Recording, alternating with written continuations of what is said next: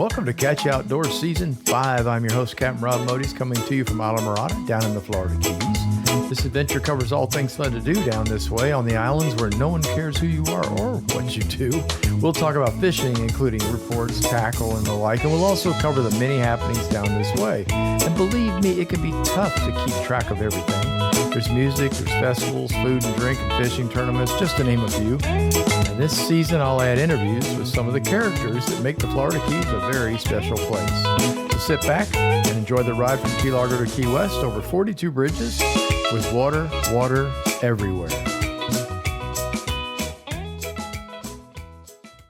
Hi, folks. This is episode number 226. I'm calling this, for lack of a better title, a busy 2 weeks, including fishing. Good morning, good afternoon, good evening, depending on when you're listening. And once again, thanks much for listening to Catch Outdoors. Yeah, I finally made a couple of fishing trips. I felt just as lost out there as most weekenders do, just trying to find fish. But doing that was much better than moving and unpacking boxes.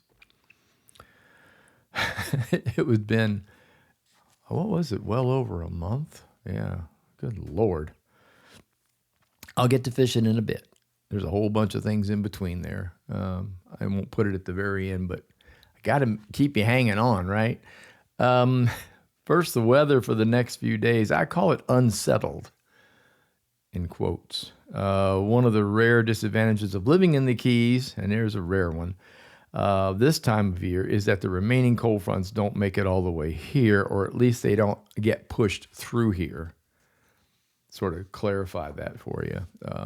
So the fronts run into warm air between Florida and Cuba, and they basically just come to a halt. So we really never know what's going to happen. And it actually fluctuates from day to day to make it even more interesting. So basically you got cold air. In this case, not real cold, cooler air from up north now has made it across Florida and got right down here to us, to the sometimes just right across Miami.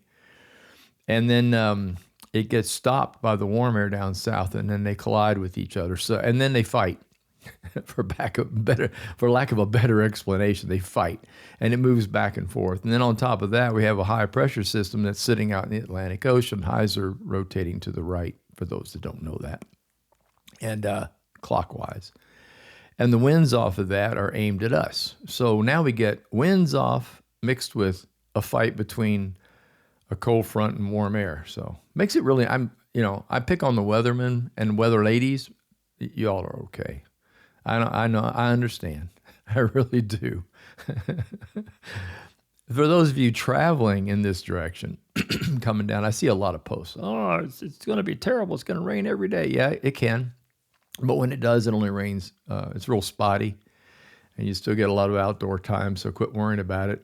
Also, our weather that you all watch on TV is primarily coming from the Miami station area, the TV stations, CBS, NBC, ABC out of Miami, and the weather station, when the reality is the Keys can be a whole lot different. We're like a finger extending another 100 miles well below Miami in the direction of Cuba, and or actually southwest, really, not exactly at Cuba, but kind of. And our weather could be radically different. We are a string of islands, and we have water on both sides, and it dramatically affects the weather. So keep that in mind. When you're looking, I would suggest that when you're trying to check out weather, like if you're staying here in Islamorada where I live, or Marathon, or the Key, down anywhere really, go to the local weather, go to the weather service, and then type in the town you're going to, and you'll probably get a better read. Right now we are having breezes, 20 miles an hour. Light this morning and then gusty. And to show you an example, a few days ago up in the Palm Beaches, they had gale warnings, and we weren't even on small craft yet. So that's how radically it could be 90 minutes away. I think we have small craft advisories today. I know we had them all day yesterday. I didn't really look at this. I'm recording this on Wednesday. So, anyway, sunny, and it's nice, but they are calling for wind. Right now, our lows are in the 70s, about 71 to maybe 73.4, and our highs are right at 80. You might see 85 out or feel that way in the sunshine, but So if you're headed this way, prepare for showers. Bring a rain jacket or an umbrella. You might need it. Maybe. I don't know. I've heard this a dozen times, if not more. If whatever's happening with the weather, when it's like this, when there's all this weirdness going on, just wait 15, 20 minutes, it'll change. I'm serious. It can be raining and then just stop. The other day, I was doing gardening. I'll get to that. And I'll talk about it in a little bit. But we're revamping the front flower beds and just fixing the place up. And it was raining in the backyard and sunny in the front yard. I'm not kidding you. We're talking 100 and 150 feet. I could walk to the back and it was sprinkling. And in the front yard, it was dry. So weird but true. Welcome to Florida. For you fishing folks, the tides are going to be really good no matter what. It's spring tides, so it's not like winter tides or even the summer doldrums, as I like to call it. But the tides in the springtime are really, really good. And full moon is today. Today is April 1st. You're going to be listening to this on the 2nd, so it's not an April Fool's. But the spring tides are crazy. I think we have the pink moon today. And the water is it's cruising. The lows are lows and the highs are highs. We're getting real, what I call a very favorable fishing tides. No matter where you are, if you stay in one place, your slack's not going to last very long. And as we all know, all you got to do is move to find a better tide here. I've given this example many times. If the high tide is here in Islamorada right now, it's low up at Flamingo, which is about 29 miles north of us across Florida Bay. It's almost exactly opposite. So somewhere in between that, if you're fishing the bay, it's pretty easy to find moving water. Just watch, use your eyes. Water comes in hard enough, you can see it coming in around markers. You can see leaves moving. The telltale signs when you put the boat, I only use one power pole. I only use one anchor. A lot of these boats got two, but I don't want to have to fix two of them. I'd rather just fix one. But no offense, power pole. You're the greatest pole on the planet, but they break at the most inopportune times. But anyway, they're quick to repair them. I will give power pole the major advantage in customer service. They are the best, period. I used them for years. I used their very first ones back when I was guiding. That seems like 100 years ago. But anyway, put the power pole down. You got the wind. You think, okay, the wind's at my back. And all of a sudden your boat is actually pointing halfway around the clock, and you're like, what the hell happened? Well, the current was stronger than the wind. So another good test. But right now, I love these tides. This is the kind of tide that fish love and I love and the bait loves, and it's all good. So, I just heard a chime on my phone. I forgot to numb it. Hang on. That's what I call it, numbing it there. Now my phone's numbed. Let's see. Water temperature 76 degrees in the ocean. The back bay can be a little bit warmer. It'll go all up to 80 in the sunshine, especially since the water's so shallow in the back. And if the wind's blowing over it, that obviously cools it a little bit. But just plan on 76 to 80 degrees. It's ideal right now. Water clarity can be a bit soupy in some places. In the back when the wind blows, that's mainly the water south of Flamingo. There's a lot of silt in that water. It's very silty. It's the kind of water you're not allowed to step out into Everglades National Park. I don't know if you know that or not. You can't get out of your boat and walk around. There's only a couple of spots, couple of overnight kind of camp spots, and there's a couple of keys that you're allowed to do that on, but that's it. The rest of it's off limits. So you can't wade fish. Well, there's areas you wouldn't want to wade fish because as soon as you stepped out, you'd be up to your crotch or your butt in silt. And that bottom it's kind of chalky, and when the wind blows, it stirs it up, and then the tides carry it all around. And with strong tides, you get a lot of silt well south of the Flamingo area. So the trick is to find hard bottom. That's where your best clarity is. Move closer to the islands. When you get down here from Islamorada up toward Key Largo and south, down toward Marathon, closer to the islands, you get the prettier the water, and especially on these strong inbound tides, it washes what little silt there may be out, and you wind up with these crystal clear waters. What I'm trying to say, it's a good time to be out there. As soon as this wind lets down, I'm gone. Let's see. Spring break is mostly in the past. Local kids are back in school. Colleges are starting to reel them back in. Hallelujah. The traffic was noticeably lighter in the past few days.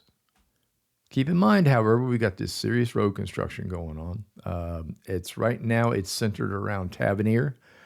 For those that are not familiar, that's an area between Key Largo and Islamorada. Tavernier has lots of issues. They have a couple of traffic lights that we don't have. They have a big, huge school. Two of them are on either side of the road with school zones.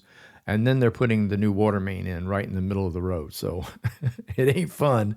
I'm sure it's going to get better now that the spring break and the snowbirds are headed back because the traffic has just been horrendous. And then you add that to it. There can be from our house to Key Largo, which is normally a half hour. No, not even that. 28-minute trip became 2 hours. So just so you know. So we don't go anywhere during that crazy time. We try to avoid it. But the road construction is pretty bad. Put the cell phone down, pay attention. We've had a lot of wrecks, and I don't understand that. It's hard, it's hard to crash at 30 miles an hour, but people manage to do it. And then when they do, now we have a no-lane highway. So please be careful. Thank you. And also, if you're towing a boat, would you please tie it down? We got a lot of boats that get away. They wind up a lot of times in the middle of the road. That's another showstopper. Or in the ditch. And here your nice boat's damaged and you've blocked traffic and the police are mad and the motorists are mad and the repairs are going to cost you a fortune. So tie them down. They watch for that too, by the way. The troopers and sheriff watch for boats that aren't tied down. And lighting, brake lights, turn signals. So make sure not only is your boat ready to go, make sure your trailer's ready to go if you're hauling it down here to the Keys. As I said earlier, the garden was the focus for this weekend. Yes, we did the pool, of course, but decided to stay out of the way of spring break on the water, on the big water. And the pool was kind of quiet, unusually so. I guess everybody was out on the big water. We fixed up the front flower beds, mulched. God, I love mulching. That was a joke. Oh, that brought back memories. I haven't done that in a while. The house we moved away from, they had a lawn maintenance and there were no flower beds. Kind of boring. But this house has got a really nice bed across the front, so we decided to make it ours and put some flowers in and some flower pots in and fixed it all up so it looks nice. But it required mulch and weeding. We resurrected there's a big planter box that someone had built in there, and we took that out, cleaned it up, and set it over in the side yard out here where the big garden is, and turned that into an herb garden box. So we put some herbs in there. So, matter of fact, I think Janelle the other night already grabbed some rosemary out of it, maybe a little parsley. So that's cool. What else? My friend and artist, Pasta Pantaleo, held his seasonal new art exhibition. That's his annual, I should call it, art exhibition at Sotheby's Taylor Hill Gallery here in Islamorada on Saturday evening.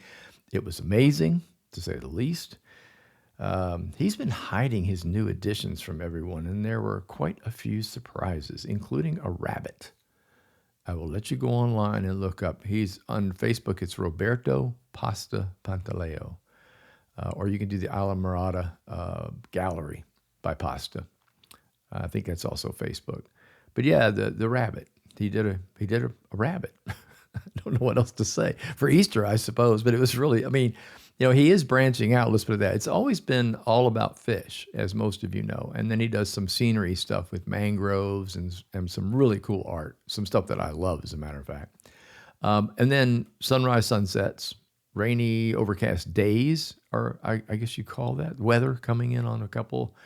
But recently, a little ways back, he started doing a lot of birds and branching out into that, and they are really something to see. I'm going to post a couple on my usual on Facebook page, Catch You Outdoors. After this is out on Thursday, I will go in and start putting pictures up so you can see some of them, and I've got guys can see that. Let me slip this in before the fishing report. I mentioned getting back to reading again thanks to the pool visits we're now making. Yay! I've been terrible about reading lately, and it's been good to get back to author Wayne Stennett's character, Jesse McDermott. All of you know I'm following that. So I finished Man Overboard, which was number 24, I think, or 23, 24. I can't remember. And I started Fish On. Love the title. I couldn't believe it. I pulled, Fish On is, good, wonderful. So that's where I'm at. There's a huge Florida Keys connection in these books, which is one of the reasons I love reading them. And he had kind of gone away from that for about 3 of the books that I recently read. And now all of a sudden, I don't want to give away plots. All of a sudden, he's back again. Fishing report. Yay. Told you it was coming. Boy, it was good to get back on the water. I fished both Monday and Wednesday of last week. Not this week. You're listening on Thursday. It wasn't this week. It was the previous week. A lot of wind kept me off of it this week again, but that's all right.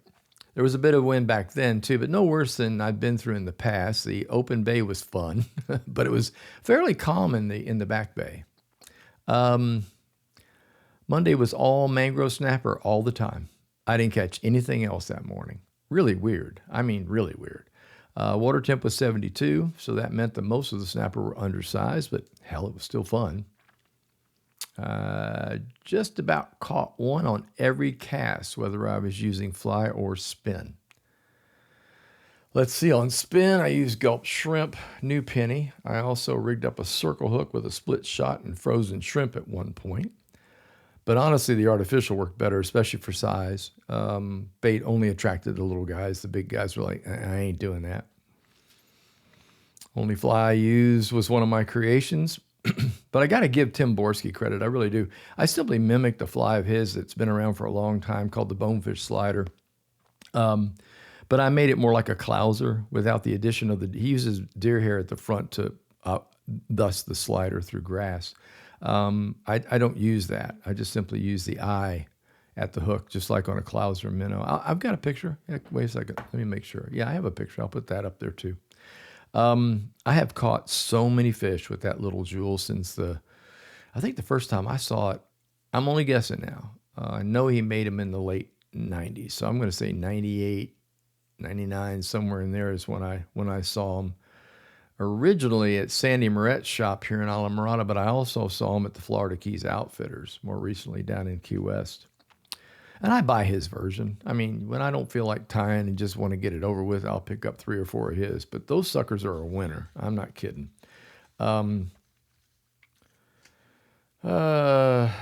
And for those of you that may not know this, Tim's an outstanding artist with a very unique style of painting game fish and birds. He's also very creative when it comes to fly tying. So check it out. If you go into any of those shops, you go into the shop here in Alamorada, you go down to Florida Keys Outfitters, go in there and, or whether Key West Outfitters. Heck, I never get the name straight. See, there I go again. Anyway, down in the Keys, in Key West rather. I did that too. Janelle jumps on me all the time. I said, we're going down to the Keys. And she goes, no, we're in the Keys. I'm like, oh, yeah, you're right. We're going to Key West. That's a very old habit that's hard to get rid of. But anyway, check out the fly shops. Most people will carry a Borski fly. And if not, you can contact him. I bet you can get him that way too. Wednesday was a much better species day, species-wise, but the ever-present wind made traveling from spot to spot a pain in the butt and in my back. I covered 55 miles that day from Alamorada all the way up to Sandy Key, which is up on the outer edge of the Gulf of Mexico. Sea trout, mangrove snapper, big lady fish. Man, there's some big lady fish out there. Big pinfish. Seriously, on fly. They were hungry. And I sight casted to some oversized remora that I actually thought were undersized cobia. I thought, here comes this. There were 3 of them together. And they were in formation. And they were about 18 inches long. No, maybe longer than I'm holding my hands up looking now, but maybe 20, maybe closer to 20-something inches. And I thought, here comes some little cobia. And I threw a fly and got one right away and got it to the boat and looked down. Oh, it's a remora. How many of you all have done that have fished? I mean, once you get used to looking at them, you realize that's not what it is, but they're very similar to each other as far as their coloration, their body styles, and the way they move through the water, especially in little mini schools. Those are more. I love that fly though. Once I tire it out from fly, which I do, I ain't made like I used to be. I got old. I put that down and picked up the spin rod, and I fell back to using the Savage Gear Manic Shrimp. I want to make sure I made a little note. Yeah, Savage Gear Manic Shrimp. The giant ladyfish love that sucker. And surprisingly, it held up really well being attacked over and over again. I also got several jacks using that and one very nice trout. Not quite legal. He was almost 15, but it wasn't worth measuring. I don't measure them unless they're 18 or so put him back. But I had a really, really great day. It was rough. It beat me up. I promised myself that I am no longer going to do that again, long trips on breezy days. I want to thank the new listeners that listen to this, but I want to mention this. I only do personal days at a 1/2 and 3/4 day like I used to guide. I'm old. And by 1 o'clock, I'm ready to relax with a cold one. I don't know about the rest of you. I don't do all day on the water. If I invite you to go out, that's all you're going to get. You don't have to pay. We just go fishing for the fun of it. But I'm pretty much done by 1, 2 at the latest. I don't know. I just, can't do what I used to do. And I know better. So also, I've learned this too. If it ain't happening in the first couple of hours on the water, you might as well throw in the towel, kick back, enjoy the scenery. And man, do we have some spectacular scenery in the backcountry. So, you can just go, poof, that's okay. I'm kind of done with this. So again, photos will be on Facebook page of the lure and the fly. I'll make sure to get those out there for you. While on the fishing subject, it's time to report on Florida Fish and Wildlife's recent meetings. This will be pretty quick, so hang in there. Let's see. Fish and Wildlife says, go slow and look out below. It's manatee migration time. We really don't pay as much attention to that here in the Keys as other areas of Florida do. I noticed that from living here now. Our water temperatures tend to keep the moving and the feeding in the usual places, but still you have to be on the lookout because they do migrate quite a bit this time of year. It's springtime. It's fun. In the more middle and northern waters, the move from colder water of the winter to the springs, and then reverse that in the spring and summer, there's a lot more movement. And plus, they hide out for a great deal of time where you just don't see them or you know exactly where they should be. And then when they start roaming as the water warms up, that's when the boaters have got to really start watching out. So that's really what this was directed at. So in my old stomping grounds when I was a guide over on the west coast of Florida in the Sanibel, Fort Myers area, this was a big deal. You wouldn't see many manatees in the winter. They're ditched up in the back of the rivers, and then all of a sudden, ooh, here they are. So be careful, okay? You hit when it makes us all look bad. Slow zones become 25 miles an hour, and some 25 miles an hour become slow zones. So there's also a reversal of zones, so pay attention to the signs. What else? Oh, this is interesting. There's a new 10-inch minimum size limit now and 20 fish per harvester bag limit on Gulf Lane snapper as of, as of April 1st. 10-inch minimum. Used to be 8. As a friendly reminder for anglers, new recreational regulations for Gulf Lane snapper take effect on April 1. Last November, the Florida Wildlife Conservation Commission approved rule changes for lane snapper in Florida's Gulf state waters to reduce the risk of overfishing and align with current and pending federal regulations. Approved modifications of lane snapper in Gulf state waters include, and I've already told you, used to be 8, now it's 10 inches, bag limit of 20. And I'm chuckling to myself because lane snapper, you'll find some in the ocean waters, near the Gulf waters, things like that do get larger. But finding one at 10 inches could be a real trick. The majority of the ones I caught were barely 8. Maybe I don't have expertise for lanes like other people do. And they didn't mention the Atlantic, of course. This is only the Gulf of Mexico, so keep that in mind. Anyway, it ought to be interesting. We'll see how that goes. And we'll see what the people say about it eventually. Free fish days for freshwater are coming up. You don't need a license. This is going to be the weekend of the 4th and 5th, so that's this coming weekend. Keep in mind that all regulations are still in place, such as bag limits and size limits, et cetera, et cetera, et cetera. And there are some private fishing lakes and some private fishing parks that have other rules and regulations besides the not needing a license, so be aware of that as well. So this would be in public lands. Permit spawning season closure inside the special permit zone starts April 1st.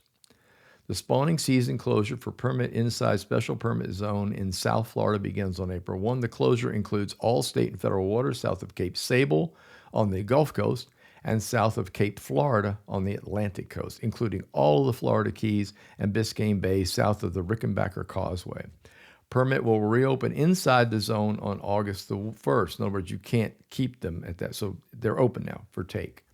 And I don't know. I don't keep permits, so throw them back. Good grief. Go for pompano, baby. Same thing, lots of them. I know they don't fight like a permit. I get that part. They don't hold the prestige of the permit. And spiny lobster season closed today. The day I'm recording this, April the 1st. When you listen on, it'll be April 2nd. This is confusing, isn't it? Well, not really. The recreational commercial spiny lobster harvest seasons in both state and federal waters closed on April the 1st and will reopen on August the 6th. The 2-day recreational sports season will take place on the last Wednesday and Thursday of July, which falls on July 29th and 30th this year.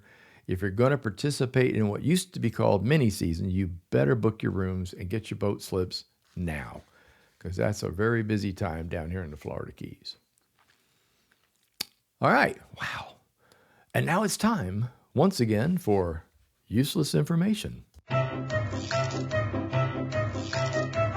And now, from the original book of useless information. You are a reject! You are useless! You can get a job down here cleaning toilets! Here's your host, Captain Rob Modies. Well, he swears up and down he's useless, but he might be all right eventually, but completely useless. With useless information. And here we go. Let's see. The leaves of an oak tree can give off 40,000 gallons of moisture every year. Avocado trees have collapsed under the weight of their fruit. Those are big avocados. Forest fires move faster uphill than downhill.